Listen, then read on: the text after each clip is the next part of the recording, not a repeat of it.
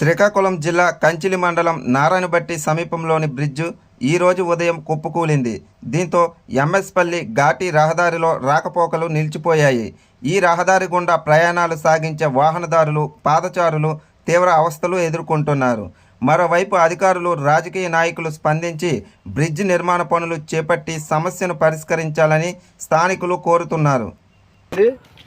ఎవరో బివి సుబ్బారెడ్డి అంట, crusher contract ఒడిశాకి ఇవి ట్రావెల్స్ వెళ్తున్నాయి. దానివల్ల ఈ బ్రిడ్జి ప్రమాదం ఉంది.